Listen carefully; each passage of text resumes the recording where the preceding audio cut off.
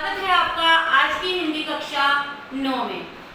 हिंदी कक्षा 9 में आज हम करेंगे व्याकरण भाग। जैसा कि मैंने पहले भी आपको बताया कि व्याकरण किसी भी भाषा की आत्मा को कहा जाता है। व्याकरण में हम पहली 2 वीडियो में कर चुके हैं, एक तो शब्द और पद, जैसे कि शब्दों का मेल हुआ, शब्द विचार हुआ। इस प्रकार एक भी विषय हमने किया है शब्द और पद। दूसरा हमने किया था शब्द विचार, जिसमें विलोम शब्द, पर्यायवाची और भिन्नार्थक शब्द। आज हम करेंगे वाक्य। वाक्य क्या होते हैं और वाक्य की क्या प्रकार होते हैं, वाक्य के क्या अंग होते हैं।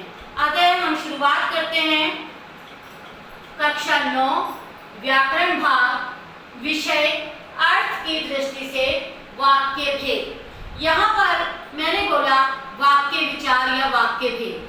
तो वाक्य क्या होते हैं, इस विषय को करने से पहले हमें यह पता होना चाहिए कि वाक्य क्या होते हैं। वाक्य शब्दों के सार्थक शब्द समूह को, शब्दों के सार्थक समूह को वाक्य कहा जाता है। जैसे वर्णों के सार्थक मेल को हम शब्द कहते हैं, वैसे ही शब्दों के सार्थक मेल को हम वाक्य कहते हैं। यहाँ पर मैं आपके लिए एक उदाहरण लेती हूँ। राम ने भोजन कर लिया। यहाँ पे राम शब्द का वर्णों का मेल राम है, ने भोजन कर लिया। यहाँ हमारी बात पूरी होती है कि राम एक कर्म करने वाला करता है, उसने कर्म किया है एक भोजन, तो राम ने भोजन कर लिया है। यहाँ मेरी बात पूरी होती है और यह निशान लगाकर मैंने इस बात को पूरा किया, तो यह मेरा एक सार्थक वाक्य है। अब हम बात करते हैं कि वाक्य के 2 अंग क्या होते हैं, क्या चीजें होती हैं वाक्य में। वाक्य में 2 अंग होते हैं, एक होता है उद्देश्य, एक होता है विधेय। वाक्य में कर्ता, कर्म, कारक इस प्रकार भी होता है। कर्ता काम के करने वाले को कहा जाता है, कर्म उसे कहा जाता है जिस पे काम किया जाता है। हम बात कर रहे थे उद्देश्य और विधेय की।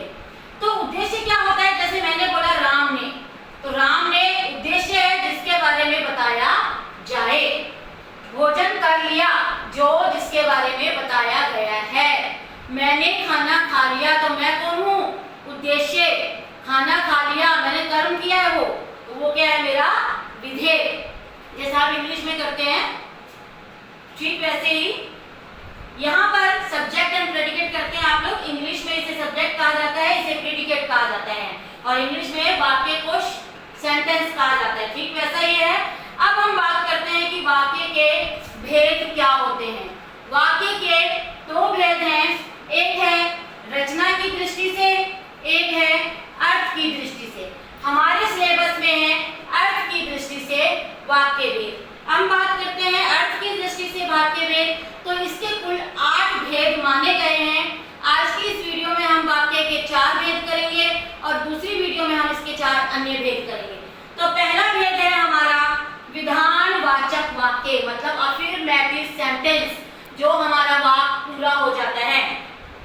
सूर्य पूरब में उदय होता है, बात मेरी यहाँ पूरी हो गई, और ये एक सकारात्मक वाक्य है।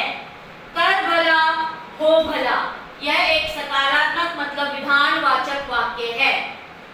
दूसरा है हमारा निषेधवाचक वाक्य। निषेध मतलब मना करना, ना, तो जहां पर नहीं और ना का प्रयोग होता है वह निषेधवाचक कहलाता है। जैसे यह मेरी किताब नहीं है, तो इसकी पहचान है निषेधवाचक की, नहीं या ना।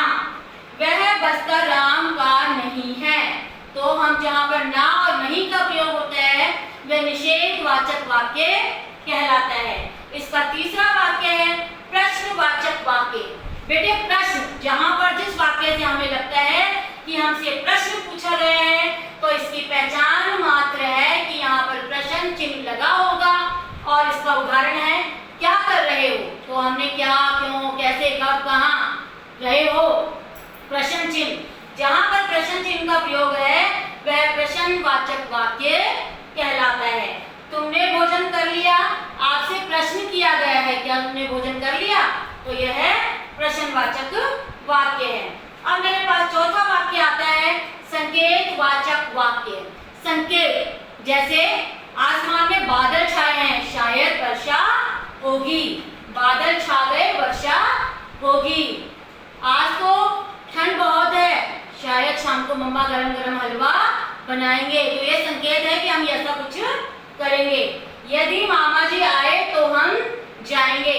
बच्चे ने यहाँ पर यदा कदा का योग किया है कि यदि ऐसा हुआ तो हम ऐसा करेंगे। इसे हम कहते हैं संकेत वाचक वाक्य। तो हमने आज किया वाक्य शब्दों का मेल, वाक्य के अंग, उद्देश्य और विधेय। वाक्य के दो भेद होते हैं, एक रचना की दृष्टि से, एक अर्थ की दृष्टि से।